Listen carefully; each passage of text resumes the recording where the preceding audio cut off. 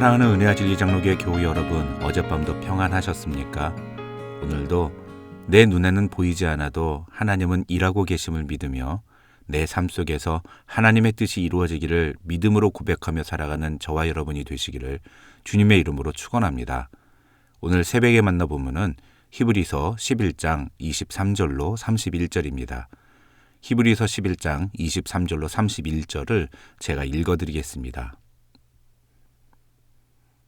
믿음으로 모세가 낳았을 때에 그 부모가 아름다운 아이임을 보고 석 달 동안 숨겨 왕의 명령을 무서워하지 아니하였으며 믿음으로 모세는 장성하여 바로의 공주의 아들이라 칭함받기를 거절하고 도리어 하나님의 백성과 함께 고난받기를 잠시 죄악의 낙을 누리는 것보다 더 좋아하고 그리스도를 위하여 받는 수모를 애굽의 모든 보화보다 더 큰 재물로 여겼으니 이는 상 주심을 바라봄이라.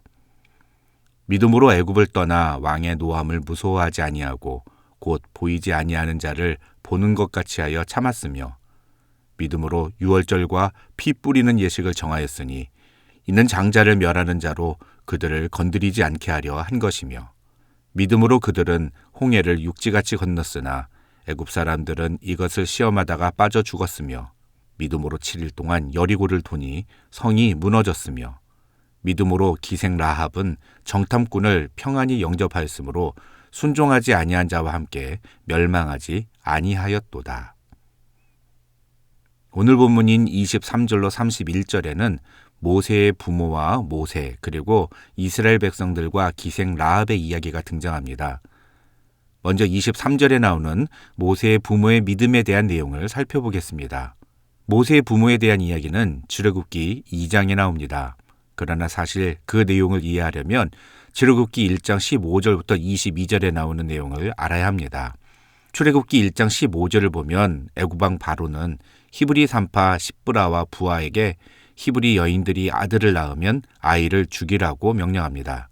그러나 히브리 산파 십브라와 부하는 하나님을 두려워하여 애굽왕의 명령을 어기고 남자 아기들을 살렸다고 성경은 말합니다. 히브리서 저자는 모세의 경우도 똑같다고 이야기합니다. 오늘 본문 23절을 보시면 모세의 부모가 모세를 3개월간 숨긴 것을 언급하면서 왕의 명령을 무서워하지 아니하였으며 라는 말을 덧붙입니다. 그리고 이것을 믿음으로 한 행동이라고 정의합니다. 모세의 부모는 애굽왕의 명령 따위는 전혀 무서워하지 않는 그런 사람이었을까요? 그건 아닐 겁니다.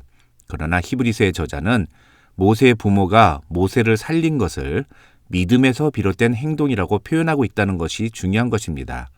그리고 이것을 통해 믿음은 우리가 진짜 두려워하는 대상이 누구인지를 보여준다는 사실을 우리에게 이야기하고 있는 것입니다. 우리 안에 하나님에 대한 믿음이 있으면 우리는 그 어떤 두려움도 이길 수 있습니다. 다른 말로 하면 믿음이 있으면 세상의 그 어떤 곳도 두렵지 않다는 것입니다. 왜냐하면 하나님이 계시기 때문입니다. 이것은 마치 캄캄한 길을 걸어가도 아빠 등에 업힌 아이는 두려움보다 편안함을 느끼는 것과 같습니다. 아빠가 있는 한 무서울 게 없다는 아이의 믿음이 캄캄한 밤길에도 아이를 편안하게 만드는 것입니다. 그것이 바로 우리가 가져야 할 믿음이다, 이런 말을 하고 있는 것입니다. 그 다음 24절로 28절에서 히브리서의 저자는 모세를 예로 들면서 모세가 믿음으로 선택한 것이 무엇인지에 대해 소개합니다. 먼저 24절로 26절에서는 모세가 바로의 공주의 아들이라 칭함받기를 거절하고 오히려 고난을 선택한 것에 대해 이야기합니다. 이것은 출애굽기 2장 11절로 25절에 나오는 사건입니다. 모세는 자신이 누릴 수 있는 사회적인 지위와 명예, 권력, 육신적인 만족과 쾌락, 물질적인 풍요를 버렸습니다. 그 대신에 그는 히브리인이라는 정체성과 그래서 같은 동족인 히브리인들과 함께 고난받는 것, 그리고 이 세상에서 수모를 당하는 것을 선택했다고, 그것이 모세의 믿음의 모습이었다고 히브리서의 저자는 이야기합니다. 그렇다면 모세는 어떻게 해서 이런 믿음을 갖게 된 것일까요? 학자들은 모세가 어릴 때 왕궁에서 모세의 유모로 모세를 키운 모세의 친엄마가 모세에게 히브리인의 정체성을 가르쳐 주었다고 이야기합니다. 그렇다면 결국 이 24절로 26절에 나오는 모세의 믿음은 바로 모세가 어떤 정체성을 갖게 되었는가에 의해 결정되었다고 볼 수 있는 것입니다. 로마서 8장 17절에서 바울은 우리가 하나님의 자녀이면 우리가 그리스도와 함께 영광을 받기 위하여 고난도 함께 받아야 할 것이라고 말했습니다. 다시 말하면 하나님의 자녀는 장차 하나님의 나라에서 영광을 받게 되지만 이 땅에서는 고난받는 삶을 살게 된다는 것입니다. 그것을 당연하게 여겨야 한다는 것입니다. 다시 말하지만 우리가 어떤 정체성을 가지고 있느냐가 우리의 삶의 모습을 결정한다, 이렇게 말할 수 있다는 것입니다. 그리고 그것이 바로 믿음의 문제라는 것입니다. 그 다음 27절에서는 모세가 믿음으로 애굽을 떠나 왕의 노함을 무서워하지 아니하고 곧 보이지 아니하는 자를 보는 것 같이 하여 참았다고 말합니다. 아까 히브리 산파들 그리고 모세의 부모와 마찬가지로 모세도 보이지 않는 하나님을 보는 것 같이 하여 애굽 왕의 노함을 참았다, 이렇게 말합니다. 그 다음 28절에서는 모세가 이스라엘 백성들에게 양을 죽여서 그 피를 문설주에 바르고 누룩을 넣지 않고 만든 빵인 무교봉과 쓴 나물을 먹으며 밤을 지새는 유월절 예식을 가르치고 그것을 실행하게 한 사건을 이야기합니다. 이스라엘 백성들은 하나님께서 모세에게 명령하신 이제까지 한 번도 본 적 없는 아주 낯설고 이상한 일을 지시하는 모세의 명령을 그대로 순종합니다. 게다가 29절을 보면 히브리서의 저자는 이스라엘 백성들이 홍해를 건넌 것을 믿음의 행동으로 소개합니다. 사실 출애굽기를 보면 이스라엘 백성들은 홍해를 건너기 전까지 모세에게 불평과 원망을 쏟아놓았습니다. 다시 말하면 이스라엘 백성들은 절대로 하나님이 홍해를 가르실 것이라는 믿음을 갖지 않았다는 겁니다. 홍해 사건은 이스라엘 백성들의 믿음으로 인해 일어난 사건이 아니라는 것입니다. 그런데 그때 모세는 이스라엘 백성들에게 뭐라고 말하느냐? 출애굽기 14장 13절과 14절을 보시면 모세는 이스라엘 백성들을 향해서 너희는 두려워하지 말고 가만히 서서 여호와께서 오늘 너희를 위하여 행하시는 구원을 보라. 너희가 오늘 본 애굽 사람을 영원히 다시 보지 아니하리라. 여호와께서 너희를 위하여 싸우시리니 너희는 가만히 있을지니라고 말합니다. 우리는 믿음이 있다는 것이 뭔가 대단한 것처럼 생각하지만 사실은 하나님이 하시는 일을 가만히 바라보면서 하나님이 지시하시는 대로, 하나님이 말씀하시는 대로 순종하기만 하는 것, 그것도 믿음의 모습인 것입니다. 28절에서 이스라엘 백성들이 유월절 절기를 지킨 것이나 29절에서 홍해를 건넌 것을 히브리서의 저자가 믿음의 행동으로 소개하는 것은 그저께 사라의 경우와 마찬가지로 그들의 믿음이 이런 엄청난 기적을 행한 것이 아니라 하나님의 일하심을 인정하고 그 명령대로 순종하는 것도 믿음의 행동이라는 것을 이야기하고 있다는 것입니다. 문에 양의 피를 바르는 게 뭐가 그렇게 대단한 일입니까? 아니, 그것은 정말 이상한 행동입니다. 그런데 그 명령대로 순종하자 그 집안의 장자는 죽음을 면했습니다. 홍해 바다가 갈라지는 기적이 눈앞에 벌어졌지만 저 바다가 언제 다시 무너질지, 언제 다시 합쳐질지 어떻게 합니까? 그런데 하나님은 그 바다 사이로 난 길을 통해서 길을 건너가라고 명령하십니다.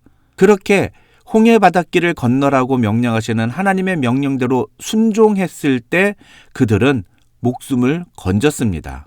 오늘 본문 28절과 29절이 우리에게 이야기하고 있는 것이 바로 그런 내용입니다. 30절에 나오는 여호수아와 그의 군대들이 여리고에서 경험한 일도 같은 맥락입니다. 이 여리고성 전투의 특징은 무엇입니까?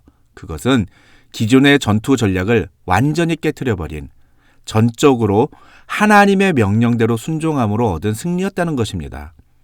이스라엘 백성들이 하나님이 지시하신 대로 순종했을 때 놀랍게도 난공불락이었던 여리고성은 저절로 무너져 내렸고 이스라엘은 승리를 거두었던 것입니다. 믿음은 내가 무언가를 하는 것이 아닌 하나님이 말씀하시는 그대로 순종하는 태도임을 우리에게 이야기하고 있는 것입니다. 마지막으로 31절에는 여리고성에 침투한 두 정탐꾼을 숨겨준 기생 라합에 대한 이야기가 등장합니다. 그러면서 히브리서의 저자는 기생 라합이 정탐꾼을 숨겨줌으로써 순종하지 아니한 자와 함께 멸망하지 않았다고 이야기합니다. 그렇다면 이 기생 라합의 경우는 어떤 순종을 했다는 것일까요? 여호수아서 2장을 보시면 두 정탐꾼과 만난 기생 라합은 이 정탐꾼들에게 이미 가나안 모든 주민들이 여호와 하나님께서 홍해를 마르게 하신 일과 요단 동편의 아모리 족속의 두 왕 시혼과 옥을 전멸시키셨다는 소식을 들었다면서 그것 때문에 사람들의 마음이 이미 다 녹았고 정신을 잃을 정도가 되었다고 이야기합니다. 중요한 게 바로 이것입니다. 그런 소식을 들었기 때문에 라합은 두 정탐꾼들을 숨겨주는 편을 선택했다는 것입니다. 그에 반해 여리고성의 사람들은 오히려 그럼에도 불구하고 여호수아의 군대와 싸우기로 결심합니다. 오늘 본문 31절에서 히브리서의 저자는 이런 여리고성 사람들의 결정을 가리켜 순종하지 않았다고 표현하고 있는 것입니다. 하나님이 이스라엘 민족과 함께 하시며 그들에게 승리를 주셨다는 소식을 들었다면, 그래서 심지어 홍해를 마르게 하시고 아모리 부족의 두 위대한 왕 시온과 옥조차도 그들 앞에서 전멸하게 했다는 소식을 들었다면 여리고성 사람들은 마땅히 성문을 열고 여호수아의 군대를 맞이해야 했습니다. 어떻게 보면 그것을 통해 하나님은 가나안 백성들도 그들이 살 수 있는 방법을 분명히 보여주신 것입니다. 다시 말해서 이스라엘 백성들과 싸우지 않고 그들에게 항복하기만 한다면 그들은 살 수 있었다는 것입니다. 그런데 여리고성의 사람들은 그 방법을 선택하지 않았다는 겁니다. 그것이 바로 불순종이라는 겁니다. 반면에 기생 라합은 정탐꾼들을 영접함으로써 그 메시지에 순종했고, 그래서 멸망을 당하지 않고 구원을 받았다는 것입니다. 그것이 바로 라합의 믿음이었다는 것입니다. 다시 한번 말씀드리지만 믿음은 무언가 거창한 것이 아닙니다. 믿음은 오히려 세상을 두려워하기보다는 하나님을 두려워하고, 그래서 하나님이 지시하시는 일에 잠잠히 순종하고 그렇게 하나님께 바른 반응을 보여드리는 것입니다. 오늘 본문에서 히브리서의 저자는 그런 믿음을 보인 모세의 부모와 모세, 그리고 이스라엘 백성들과 기생 라합을 믿음의 모델로 소개하고 있는 것입니다. 사랑하는 성도 여러분, 저와 여러분도 매일 똑같은 일이 반복되는 일상을 살아가지만 그 속에서도 하나님을 경외하며 하나님의 말씀대로 순종하기로 결단함으로 하나님이 기뻐하시는 바른 믿음의 반응을 주께 보여드리는 귀한 성도들이 되시기를 주님의 이름으로 축원합니다.